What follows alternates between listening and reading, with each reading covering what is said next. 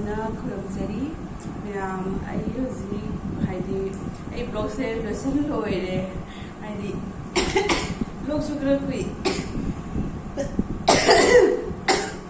ꯃꯌꯥꯝ ꯑꯩ ꯍꯧꯖꯤꯛꯁꯦ ꯈꯪꯉꯕ ꯑꯩ ꯅꯨꯄꯥꯒꯤ ꯃꯥꯒꯤ ꯃꯃꯥꯟꯅꯕꯤ ꯃꯥꯒꯤ ꯀ꯭ꯂꯥꯁꯃꯦꯠ ꯃꯥꯒꯤ ꯕꯦꯁ ꯐ꯭ꯔꯦꯟꯒꯤꯅꯦ ꯃꯥꯒꯤ ꯉꯁꯤꯁꯦ ꯔꯤꯁꯦꯞꯁꯟ ꯂꯩꯌꯦꯕꯀꯣ ꯑꯗꯨꯗꯒꯤ ꯑꯩꯈꯣꯏꯁꯦ ꯍꯧꯖꯤꯛ ꯊꯣꯛꯀꯦ ꯇꯧꯔꯤ ꯃꯌꯥꯝ ꯑꯩꯈꯣꯏ ꯍꯧꯖꯤꯛꯁꯦ ꯄꯥꯔꯇꯤ ꯆꯠꯇꯣꯏꯅꯦꯕꯀꯣ ꯑꯗꯣ ꯃꯌꯥꯝ ꯌꯦꯡꯃꯤꯟꯅꯁꯤ ꯀꯃꯥꯏ ꯇꯧꯏ ꯍꯥꯏꯗꯣ ꯀꯗꯥꯏꯗ ꯇꯧꯏ ꯍꯥꯏꯗꯣꯀꯣ ꯇꯧꯕꯁꯤꯕꯨꯗꯤ ꯍꯣꯇꯦꯜ ꯀꯜꯄꯇꯔꯨꯗ ꯇꯧꯏꯅ ꯍꯥꯏꯕꯅꯤꯀꯣ ꯑꯗꯨꯗꯗꯤ ꯃꯌꯥꯝ ꯑꯩ ꯍꯧꯖꯤꯛ ꯊꯣꯛꯇꯣꯔꯦ ꯍꯥꯏꯕꯅꯤꯀꯣ ꯑꯗꯨꯗꯗꯤ ꯑꯗꯣ ꯃꯌꯥꯝ ꯆꯠꯄ ꯀꯩꯅꯣ ꯇꯧꯕꯁꯤ ꯌꯦꯡꯃꯤꯟꯅꯁꯤ ꯑꯩ ꯂꯣꯏꯁꯤꯟꯅꯕꯗꯤ ꯂꯣꯏꯔꯦ ꯑꯁꯨꯃꯥꯏꯅ ꯁꯦꯠꯂꯦꯕ ꯃꯈꯥꯁꯤꯗꯤ ꯎꯗ꯭ꯔꯦ ꯑꯩ ꯌꯦꯡꯍꯜꯂꯛꯀꯦ ꯃꯔꯣꯟ ꯅꯥꯏꯕꯤ ꯇꯧꯔ ꯁꯦꯠꯂꯤꯕ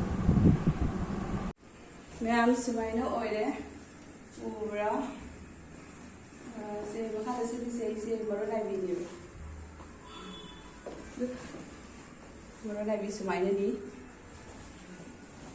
ꯁꯤ ꯅꯨꯄꯤꯁꯤꯒ ꯇꯧꯔꯒ ꯁꯨꯃꯥꯏꯅ ꯏꯜꯂꯦ ꯂꯥꯞꯇꯛꯅ ꯑꯣꯏꯔ ꯃꯥꯜꯂꯦ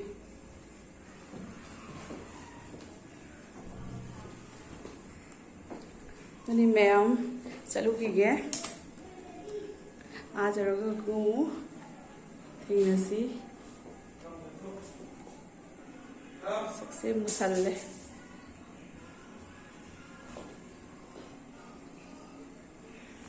ꯃꯌꯥꯝ ꯑꯩꯈꯣꯏ ꯍꯧꯖꯤꯛ ꯊꯣꯛꯂꯛꯑꯦ ꯌꯨꯝꯗꯒꯤ ꯂꯥꯏꯠꯁꯦ ꯁꯤ ꯃꯉꯥꯟꯁꯦ ꯈꯛꯇ ꯍꯥꯏ ꯕꯕꯥ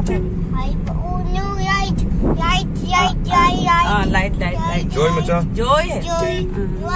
ꯃꯌꯥꯝ ꯑꯩꯈꯣꯏ ꯍꯧꯖꯤꯛ ꯌꯨꯝꯗꯒꯤ ꯊꯣꯛꯂꯛꯑꯦ ꯍꯧꯖꯤꯛ ꯃꯌꯥꯝ ꯀꯩꯅꯣ ꯌꯧꯔꯒ ꯑꯗꯨꯝ ꯌꯦꯡꯍꯜꯂꯛꯀꯦꯀꯣ ꯃꯌꯥꯝꯗ ꯌꯧꯔꯦ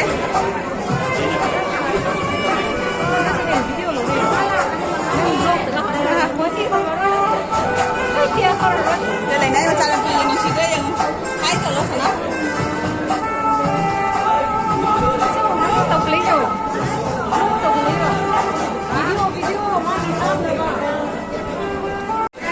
sini Roji deh ya. Sangita siap deh oh siap. Betul.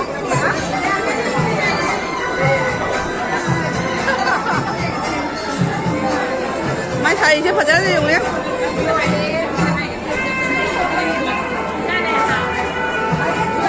Aku Sangita siap deh. Fajai.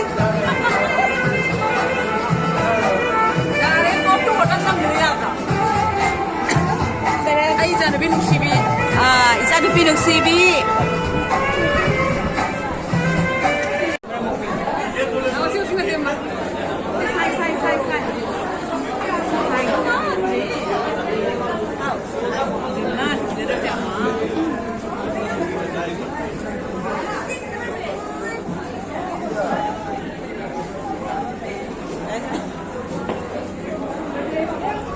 Taruh.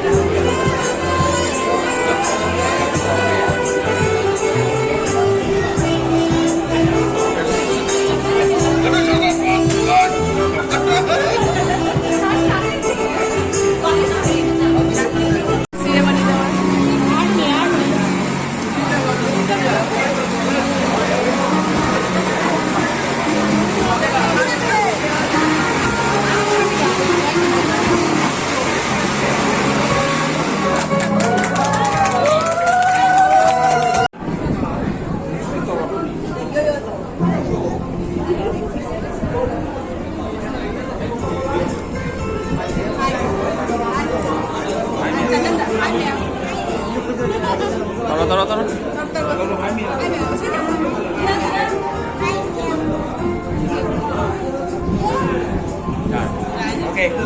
Good job. Ma'am, ako yung cari sa base kaibok san chale.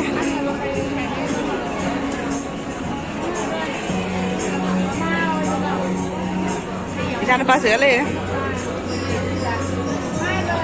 Fried rice का चिकन का मैम चारी सिगा तो चाप से खाइबक चलगा कापे काउथोगी दना आइदो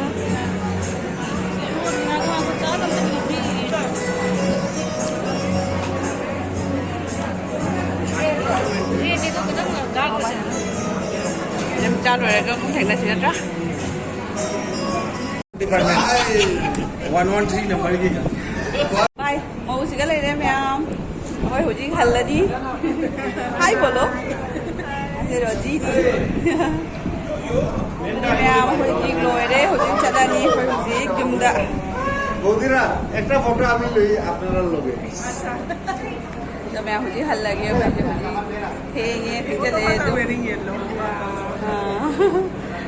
अदरी मैं हो जी हन्ना बतौरगे ये चटपगिदुगा थोकबेदुगा थेंगनारसी नौके मै मैम थोए हो जी लोइसल्ले